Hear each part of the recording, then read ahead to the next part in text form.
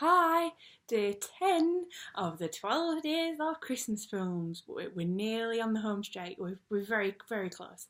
And today's film is kind of a more modern classic, really, and it is Home Alone. So, Home Alone, you can kind of watch it all year round, I guess. It is set at Christmas.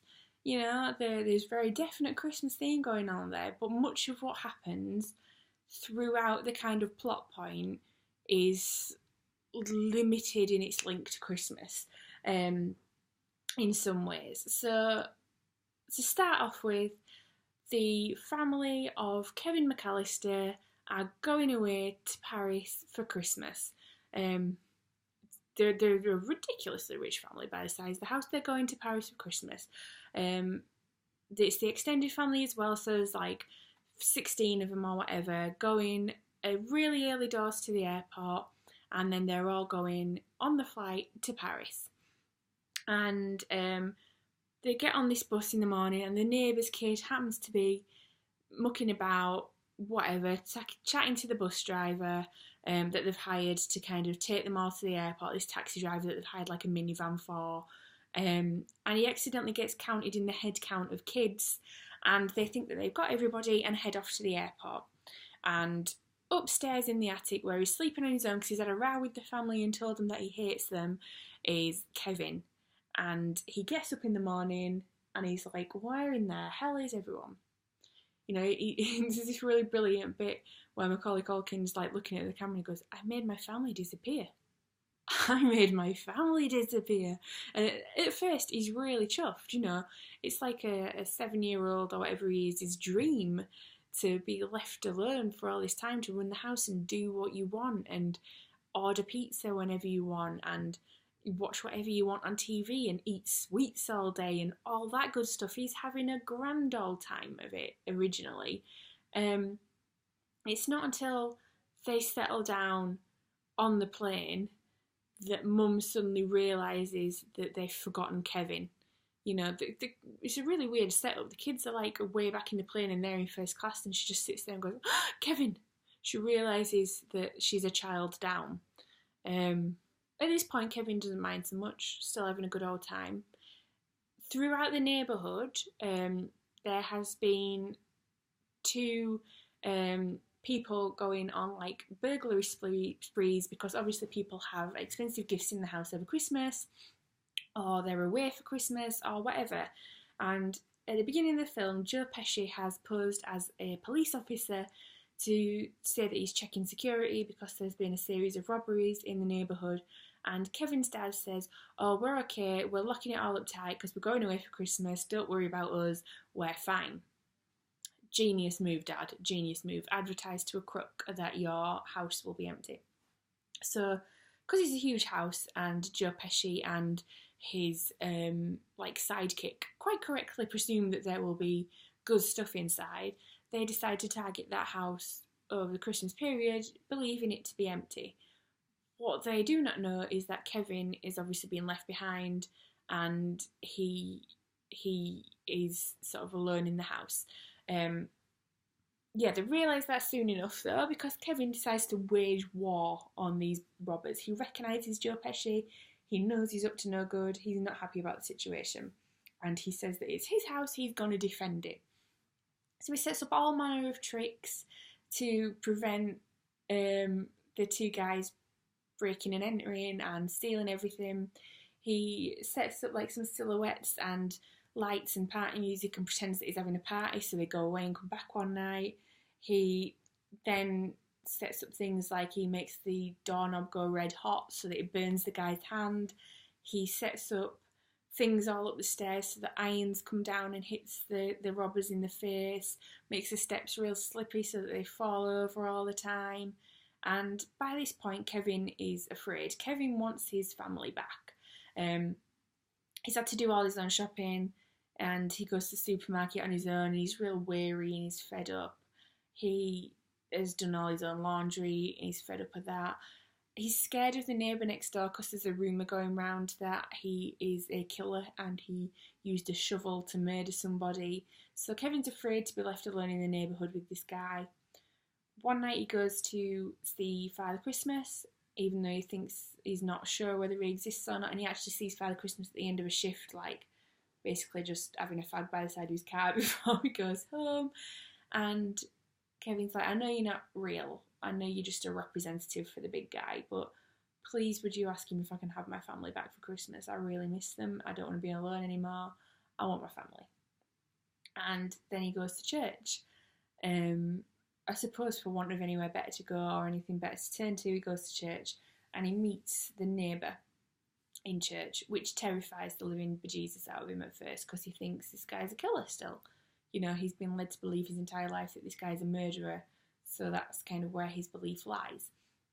And he finds out that the guy isn't a murderer at all, he's just a lonely old man who he doesn't speak to his daughter. He's snuck into church to see his granddaughter sing in the choir because it's the only time he's ever really spoken to her or seen her. He's just in passing there, and he misses them and he wants to be more involved with his family. And Kevin kind of realises that their Christmas wish is very much the same thing. They both want a good relationship with their family and their family back. And Kevin says to him, I don't know where my family are or whatever, I don't know when they're going to come back. Your family are there. Just reach out to them. What's the worst that could happen? You know, it can't be that complicated. We're making it more complicated. Just say hello.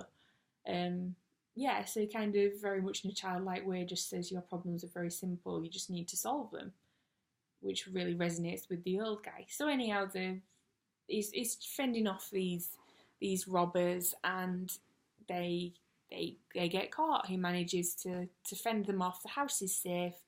And in the meantime, Mum is trying to get back from Paris. Like Dad said, we'll just go on the next flight out in the morning and we'll get back sometime Christmas Day. We'll just have to go whenever the next flight is. And Mum's having none of it. She's gone way out of the way. She's flown into wherever in America will land. She's just landed somewhere and she's ended up in the back of this van with a polka band.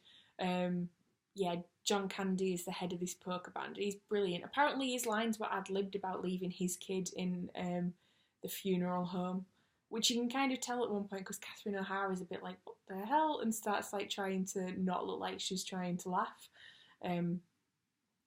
Where that came from, John Candy. Jeez, man. But yeah, they managed to get her home and it's Christmas morning and Kevin's running downstairs. He's decorated the house to a phenomenally high level for such a small child. He's got all the stockings on the fireplace and things like that, and he's looking around and there aren't any presents, there aren't any parents. It's all he's wished for. That's all he wants. But they're not there. Santa hasn't even been. Santa is, conspicuous in his absence.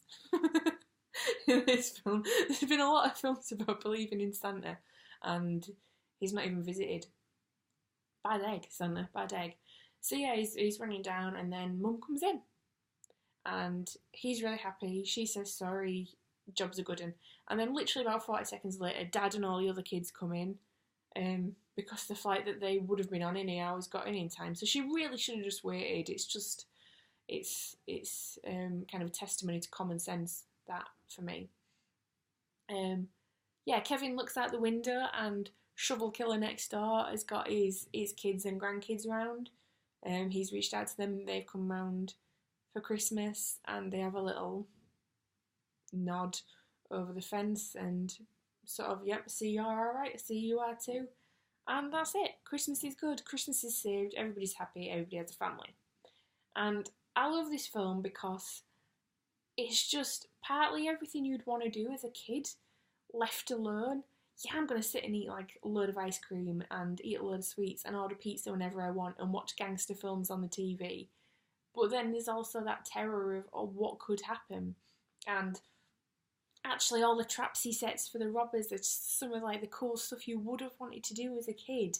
He sets out little toys so they all slip on the cars, and it's actually really good. I mean, it must have, like Joe Pesci and whatever the hell the other guy's called must have been like black and blue filming this film, because it's just, they're falling over constantly.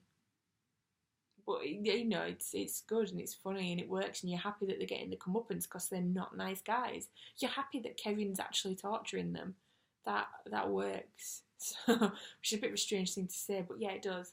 And then the moment when his mum walks through the door, you're just so chuffed.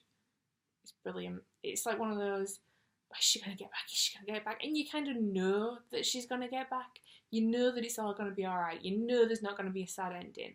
But when it happens, you're still really overjoyed about it. And yeah, there is no Santa, actually. I've not really thought about it until I said it just then, but it's not about Santa coming and believing in Father Christmas or believing in getting you presents or any kind of religious overtones or anything like that. It's just a kid that wants his family. And that's it. And that's just what it's all about. That is Christmas, so you can't really fault that. So yeah, watch that one. Gotta love that. Plus, it's iconic because of the whole aftershave thing. If you've only ever seen that clip, you're missing out. I mean, Home Alone will be on like 9 times over Christmas. You can't fail to see it. So record it and watch it today, just so I don't look like a mug for putting it on this day, yeah?